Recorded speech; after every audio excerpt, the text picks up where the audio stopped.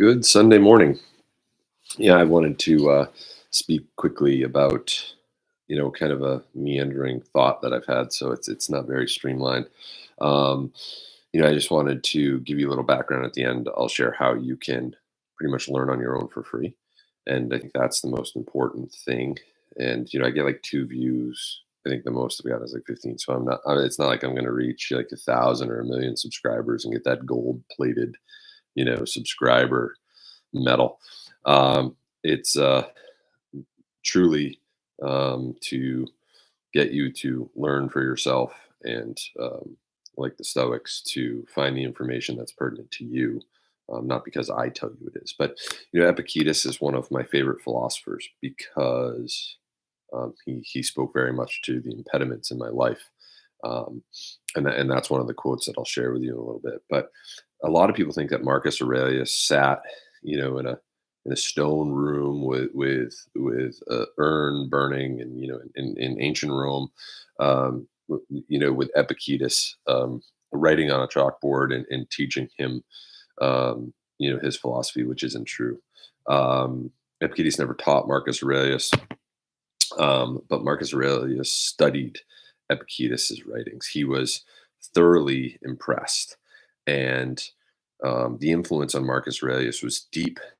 And I think you can see that in the second quote that I'll share at the end. When you hear the one that I've already talked about from Epictetus, and then you hear the one from Marcus Aurelius, I hope you'll see the connection and the influence that Epictetus had on Marcus Aurelius.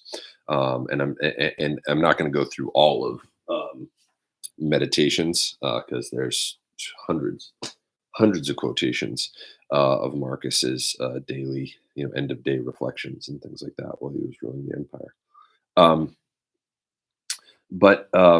Before I get to those quotes to find the connection and then kind of teach you how to, find the information on your own, um, um, I wanted to discuss orators. An orator is someone who um, is very good at delivering a message, right? And Simon Sinek and Ryan Holiday are great speakers. They're orators, right? Um, but I also think too that they can fool us. They're masters of rhetoric. They're very well spoken, and it reminds me of kind of the ancient sophists. And the sophists um, oftentimes didn't really sit well with deep thinkers. And there's all these memes about a sophist with Socrates and things like that. But that's it's when I think of my deep thought on sophists, it's not cynicism. I feel it's true. I think that sophists extract information from others and other areas, and they express it in a very eloquent. My pronunciation is poor. Eloquent and articulate fashion, better than I am. Like as I'm stuttering and stammering, they don't do that. They come across as the expert. They come across as that they know everything. Um, that they've mastered all this. And the fact of the matter is that I don't really necessarily think they have. I think that they extract that information, they get it out, they transmit it to people to um, oftentimes um, influence and encourage them to buy their books, buy their merchandise, and follow them, and to really make them wealthy. And I think that's deep thinkers and philosophers back in the day had a problem with sophists because they were actually trying to gain things. And I think when I say something to somebody about, say, breathing, I'm not going to say, okay, well, I just taught you a breathing technique, so here's my hourly fee for teaching you that. Because how can you charge someone to breathe? How can you put a price on that? In my opinion, um, and so I think it's important to think of John Quincy Adams, and he says that um, in order to preserve the dominion of our own passions, it behooves us to be constantly and strictly on our guard against the influence and affections of the passions of others. And so, even if you were to watch this, this is not to influence you. It's to give you the strength to be conscious of, the people that are speaking, what they're telling you to do. Do the deep dive for yourself, and it's just like with me. I don't want you to do a cold tub if you don't want to. I don't want you to do sauna if you don't want to. I don't want you to take beetroot powder if you don't want to. I don't want you to take a good multivite in the morning and the evening if you don't want to. I don't want you drinking kombucha if you don't want to. But there are influences and positive influences that may help you. And as I tell my athletes, I would so much rather have them be working to prevent rather than finding themselves in treatment. So the hard work to prevent injury, sickness, infirmity is far better than you will be ever if you are in treatment. Treatment is never where we want to be. We will be. It's unfortunate. We will be in treatment at times for a multitude of things, but we want to try to work really hard to stay away from treatment. And so, you know, um, if you're taking information and you're putting it out there, for in a way like your own personal wealth and your own exploiting other people when they're in crisis or whatever, and they need a book, right, and they need a little medallion, or they need this, um, make sure that you're doing it for all the right reasons, that it is not exploitative, it is encouraging, and it is supportive. um, and I think with the teaching and everything like that, philosophers want to create real change. They wanted to create real ethical and moral changes in humanity. They wanted people to think deeper about their situation and their connection to humanity. I don't think they wanted to make sure that they bought, you know, what, a robe or their sandals, or I don't know exactly what in the ancient times, what merch they would have. I'd like a pair of those sandals. Anyway, and I think that you can find a lot of these things for free, and your creative process.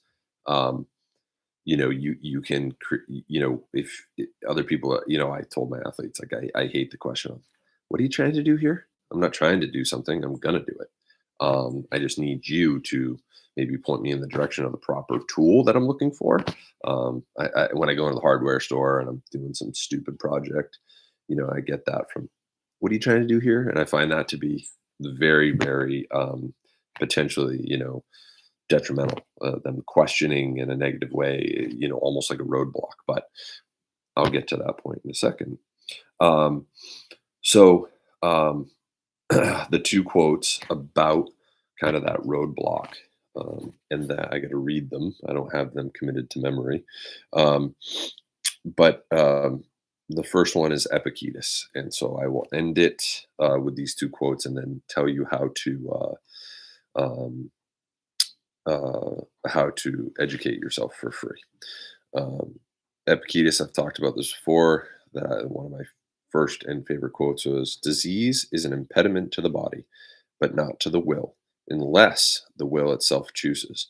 Lameness is an impediment to the leg, but not to the will. And add this reflection on the occasion of everything that happens, for you will find it an impediment to something else, but not to yourself." Great. That's Epictetus. Let's look back now. I'm going to go to um, Marcus. This one's a little bit longer, um, but see if you can see the similarity. "In one respect, man is the nearest thing to me, so far as I must do good to men and endure them. But so far as some men make themselves obstacles to my proper acts, man becomes to me one of the things that are indifferent, no less than the sun, or wind, or a wild beast. Now it is true that these may impede my actions, but they are no impediment in my effects and disposition, which have the power of acting conditionally and changing. For the mind converts and changes every hindrance to its activity into an aid, and so that which is a hindrance is made a furtherance to an act. And an obstacle on the road helps us along the road." I think we're talking about how there can be impediments, there can be obstacles, and we can use them to strengthen us. Do do your research on Marcus Aurelius, on Epictetus, and the way you can do that for free is if you just Google um, Epictetus and then say Stanford philosophy. It'll bring you to Stanford's free encyclopedia of philosophy online. Um, Stockdale studied at Stanford. That's where he was introduced to Stoicism. Um, and if you guys are interested in learning more about philosophy and learning that, um, it's been kind of bastardized that Epictetus sat in a room and taught Marcus Aurelius that no, Marcus Aurelius was just really he found his writings and put them to use in his own life and became a Stoic himself. Um, but philosophy does not just need to be Stoic. I think that wisdom is really what we should be seeking. And as we get older, we want to increase our quiver of wisdom to be able to put it to use in many different situations because the world is so um, it's flowing so differently, and we have to be constantly willing to adapt and adjust. But yeah, it's free, just yeah, and it's Stanford, great school, I guess. They would never um, want me to go there, but they put their information free, and it's free for me to interpret it how I do. Um, yeah, please, I'm kind of all over the map, and if you want to comment and add um, that's great. Or send me a message. That's great. I don't want to hear anything negative. But if you can further synthesize the discussion, I love that. But I don't like mean stuff on social media. In fact, I think there's no place for it. Um, but yeah, no, it's just it's very interesting. John Quincy Adams is another interesting character. Very forward thinking, very progressive at a time when others weren't. So I spoke about him earlier, but yep, free. You don't need to buy books, obstacle, and things like that. I'm not gonna um, beat anybody up, but remember, some of those speakers um, are not always educated or live the life that they're speaking of. And I'm not saying that about Cynic. I love Simon Sinek's way, and Ryan Holiday, I think, shares a lot of great information for free with people. But I think find a lot of that information on your own and be careful of the many influences we have in the world today that are not really out for your interest. Be good.